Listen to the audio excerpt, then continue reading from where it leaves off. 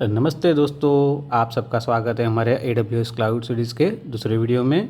मेरा नाम चिराग है और welcome to my channel learn and share. पिछले वीडियो में हमने बात की थी क्लाउड कंप्यूटिंग और AWS के बेसिक के बारे में। आज हम एक बहुत ही important concept client server model पर डिस्कस करने वाले हैं। ये मॉडल वही है जो इंटरनेट के हर एक रिक्वेस्ट रिस्पॉन्स सिस्टम की बैकबोन है।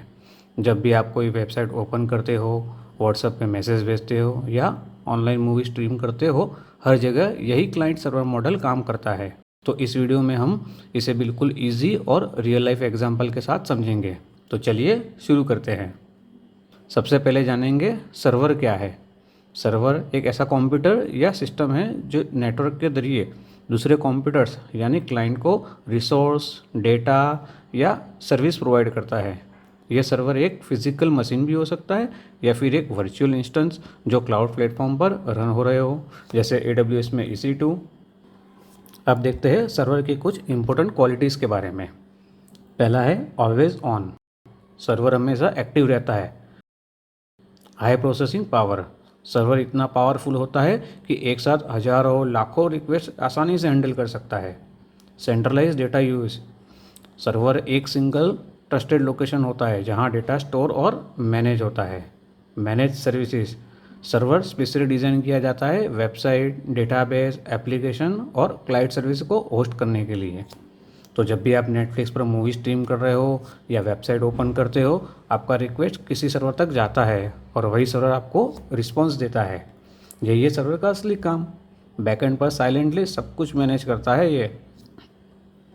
अब तक हमने समझा कि सर्वर क्या होता है।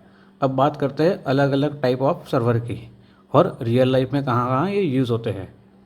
हर सर्वर का अपना एक स्पेसिफिक काम होता है। तो चलिए देखते हैं कुछ कॉमन सर्वर टाइप्स और उनके यूजेज। वेब सर्वर, ये वो सर्वर होता है जो वेबसाइट को होस्ट करता है। जब आप कोई वेबसाइट खोलते हो जैसे google.com, तो अपाचे या एनजीनिक्स जैसी वेब सर्विस आपके ब्राउज़र को वो पेज डिलीवर करती है।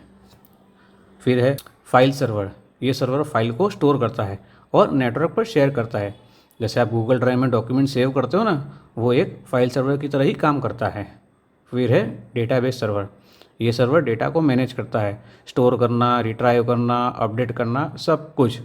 जब भी आप किसी ऐप में लॉगिन करते हो, साइन अप करते हो या सर्च करते हो, तो बैकएंड में MySQL या MongoDB जैसे डेटाबेस सर्वर का ही काम होता है।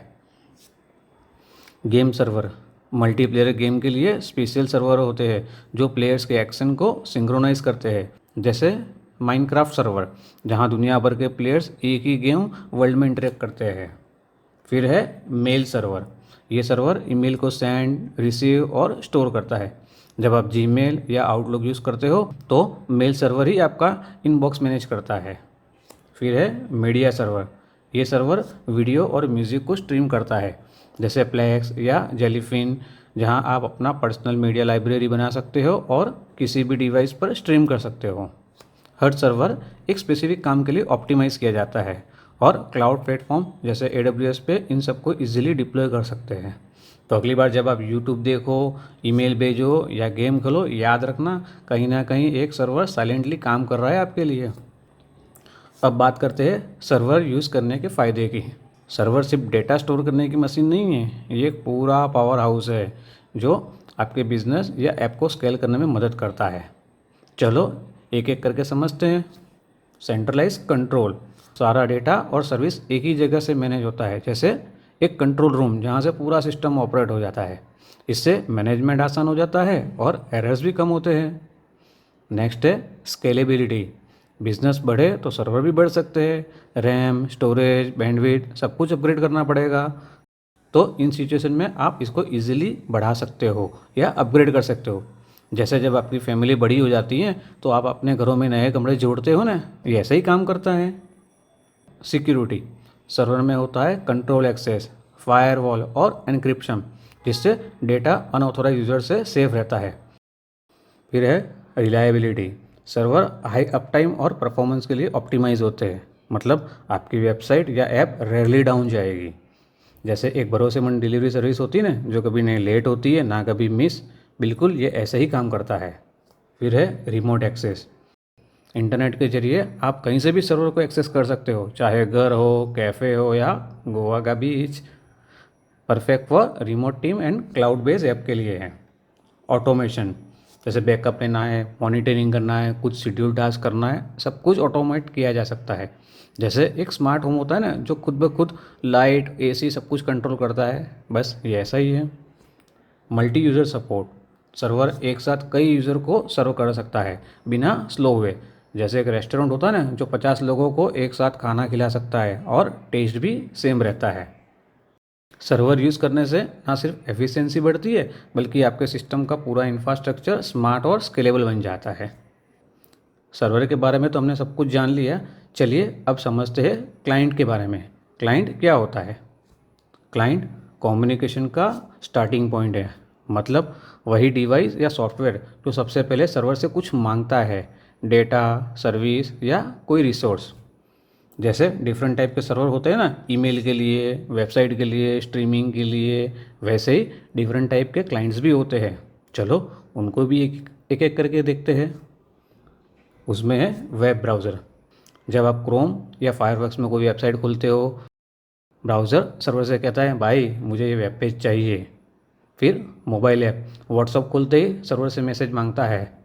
इंस्टाग्राम खोलते ही वो इमेज और पोस्ट मांगता है।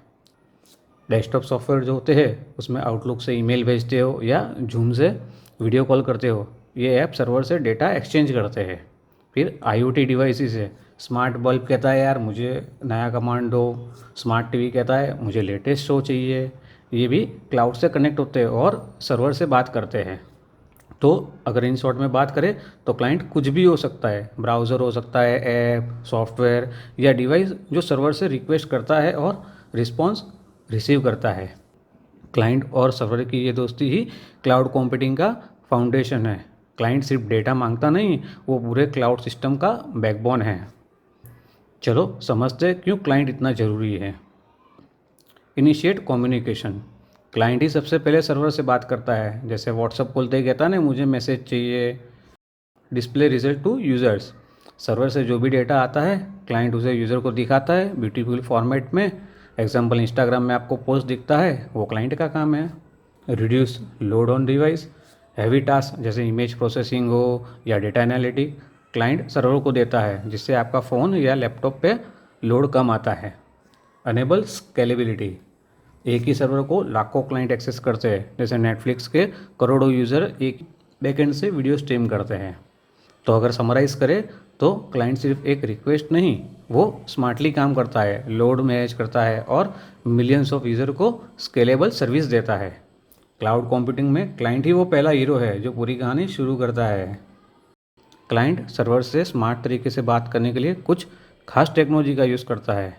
चलो एक एक करके उनको भी समझते हैं। HTTP और HTTPS, ये प्रोटोकॉल्स होते हैं वेब कम्युनिकेशन के लिए। जब आप ब्राउज़र में कोई वेबसाइट खोलते हो तो क्लाइंट सर्वर से बात करता है। सोचो जैसे एक लैंग्वेज जिसमें क्लाइंट सर्वर से कहता है मुझे होम पेज चाहिए, बस इसी तरह से। फिर है API। API का मतलब है एप्लीकेशन प्रोग्रामिंग इंटरफेस। कभी कभी API का फुल फॉर्म भी इंटरव्यू में पूछ लेते हैं, तो इसे याद जरूर रखना। तो API एक ब्रिज होता है क्लाइंट और सर्वर के बीच में, जो दो सॉफ्टवेयर या एप्लीकेशन को आपस में बात करने देता है। क्लाइंट कहता है मुझे यूज़र डेटा दो और API उस रिक्वेस्ट को सर्वर तक पहुंचाता है। जैसे वेटर रेस्टोरेंट में आपका ऑर्डर किचन तक ले जाता है, तो बस ऐसे ही याद रखो, API मीन्स वेटर। फिर है DNS। DNS यानी डोमेन नेम सिस्टम, इंटरनेट की फ़ोन बुक है। ये वेबसाइट के नाम को सर्वर के IP एड्रेस में कन्वर्ट करता है। जैसे आपके मोबाइल में कॉन्टैक्ट लिस्ट होती है ना, बस आप नाम टाइप करते हो और फ़ोन खुद उसका नंबर डायल कर देता है। आपको नंबर याद करने की ज़रूरत नहीं है। उसी तरह DNS हमें वेबसाइट के नाम याद रखने देता है, नंबर नहीं। फिर है कुकी एंड सेशंस।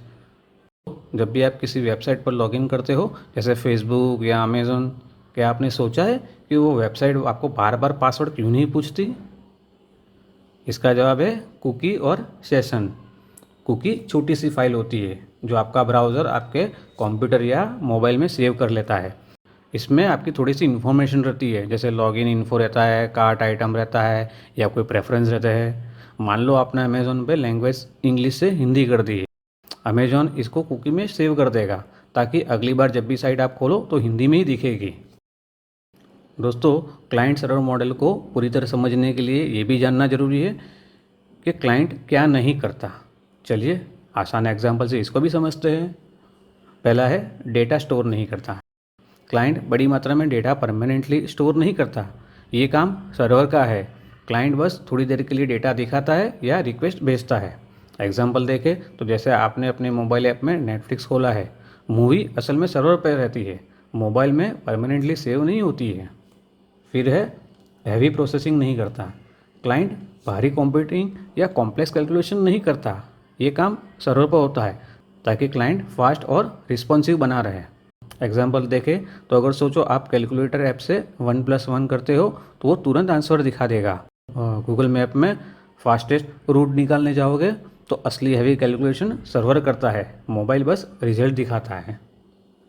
फिर है हमेशा ऑनलाइन नहीं रहता है। क्लाइंट हर समय कनेक्ट नहीं रहता। यूज़र चाहे तो ऐप बंद कर दे, नेट बंद कर दे, कोई दिक्कत नहीं, लेकिन सर्वर 24 आवर अवेलेबल रहना चाहिए।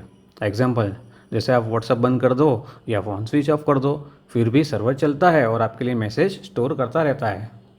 सिंगल पॉइंट ऑफ फेलर नहीं है, मतलब अगर कोई क्लाइंट डिवाइस ख़राब हो जाए तो पूरी सिस्टम रुकती नहीं है। सर्वर स्ट्रॉन्ग है तो बाकी क्लाइंट्स सर्विस लेते रहेंगे।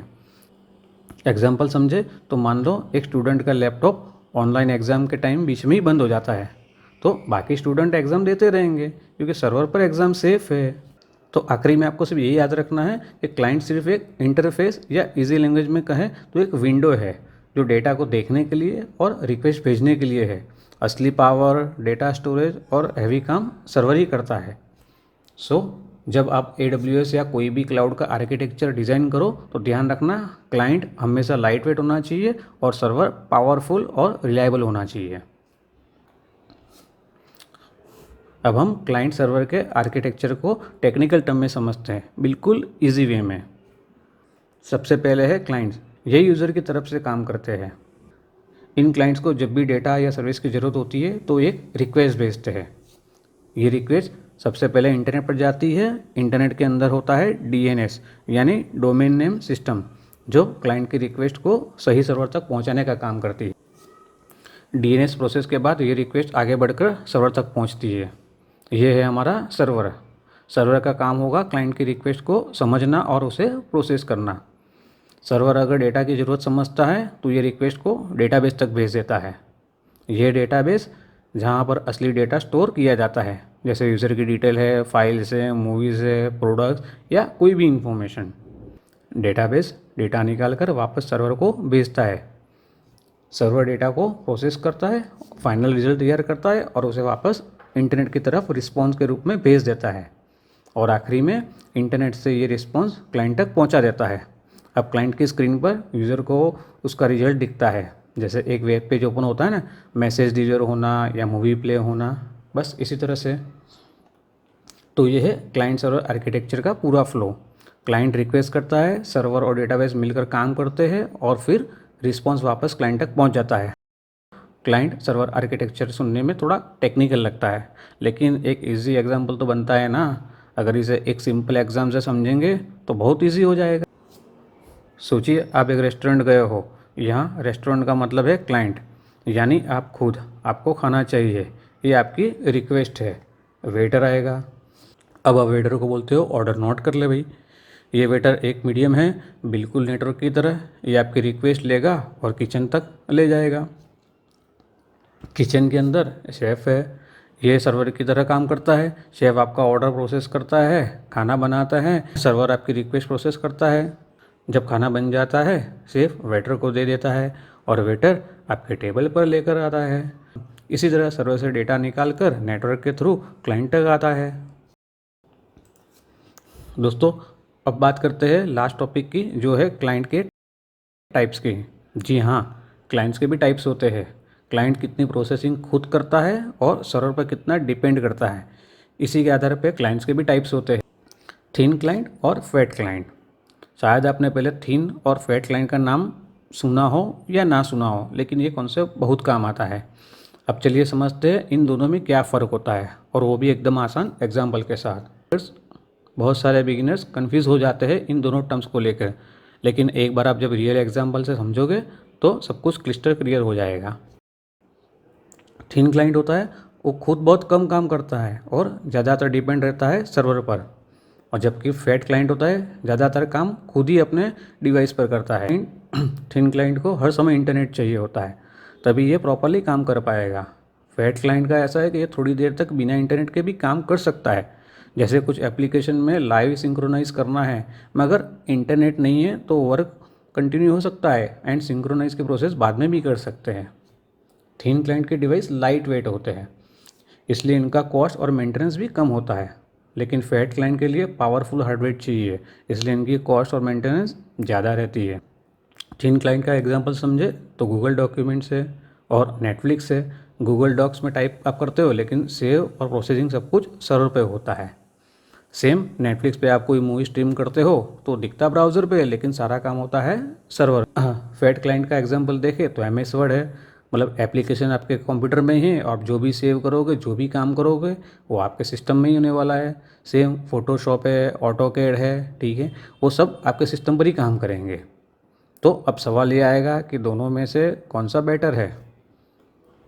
अगर हमें कम कॉस्ट वाले सिंपल डिवाइस चाहिए तो हम थिन क्लाइंट मॉडल यूज़ करते हैं, लेकिन अगर यूज़र के पास पावरफुल मशीन है तो फैट क्लाइंट बेहतर रहते हैं। आज क्लाउड की वजह से थिन क्लाइंट पॉपुलर हो गए, जैसे गूगल डॉक्स है, नेटफ्लिक्स है, ऑनलाइन स्ट्रीमिंग है, लेकिन फोटोशॉप या ऑटोकैड जैसे हैवी सॉफ्टवेयर आज भी है जो फैट क्लाइंट बनते हैं। मतलब ये सिर्फ एक थियरी नहीं, असल दुनिया में इसका बड़ा रोल है। तो दोस्तों, आज के इस वीडियो में मैंने क्लाइंट सर्वर मॉडल को डिटेल में समझाया। उम्मीद है आपको सारी बात क्लियर हो गई होगी और कुछ नया सीखने को भी मिला होगा। अगर किसी भी पॉइंट पर आपको डाउट है या कन्फ्यूज़न है तो आप मुझे नीचे कमेंट बॉक्स में ज़रूर लिखिए। अगर आपको ये वीडियो पसंद आया हो और जानकारी यूज़फुल लगी हो तो चैनल को लाइक, शेयर और सब्सक्राइब करना बिल्कुल मत भूलना। मिलते हैं अगले वीडियो में, तब तक के लिए thank you and happy learning.